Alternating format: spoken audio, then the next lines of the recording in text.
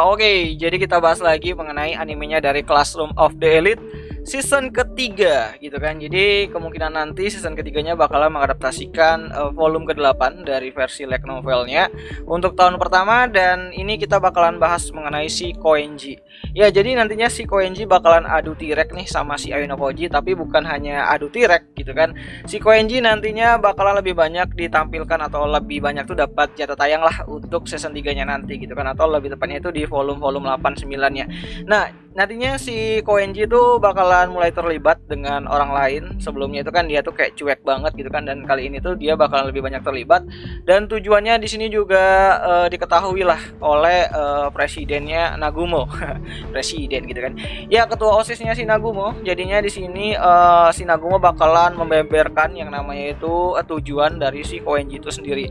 Nah, jadi sebelum masuk ke sekolah yang elit ini gitu kan, si Koenji ini tuh ternyata adalah orang yang duitnya itu banyak gitu kan, dari keluarga yang punya banyak money gitu kan, lebih banyak uang lah gitu kan daripada yang lain gitu kan. Nah, nantinya si Koenji ini tuh punya rencana gitu kan, dia tuh bakalan yang namanya tuh membeli poin-poin dari kakak-kakak kelas yang pengen selesai sekolahnya gitu kan, karena memang poin yang ada di sekolahnya elit tersebut itu kan tidak berlaku dan tidak bisa digunakan lagi kalau mereka tuh udah lulus. Jadi di sini Koenji berniat untuk membeli poin-poin itu dengan uang asli gitu kan. Jadi kayak nguntengin banget gitu kan, apalagi kalau ada kakak tingkat atau kakak kelasnya yang udah pengen keluar dan ternyata dia masih punya poin yang begitu banyak gitu kan. Sayang banget kan kalau nggak dijual. Nah, si Koenji ini tuh berniat untuk membeli poin-poin tersebut dengan uang asli, sehingga nantinya pas kakak tingkatnya itu udah lulus, dia memiliki uang yang begitu banyak dari hasil penjualan poin tersebut kepada si Koenji. Namun menurut Nagumo, hal tersebut sudah tidak bisa dipakai lagi karena kemungkinan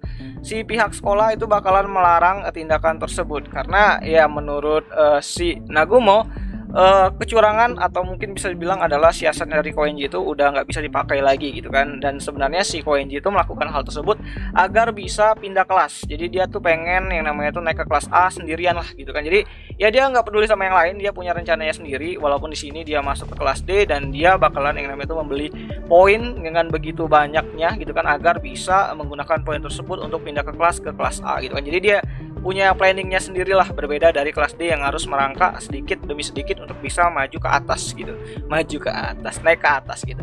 Ya, jadi rencananya Koenji bakalan dibocorin sama Nagumo dan kemungkinan besar bakalan di-banned lah rencana tersebut sama pihak sekolah, sehingga nantinya poin-poin yang dia beli itu nggak bisa lagi dilakukan transaksi dan mungkin bakalan menyalakan aturan. Ya, ini aneh banget lah sebenarnya sih.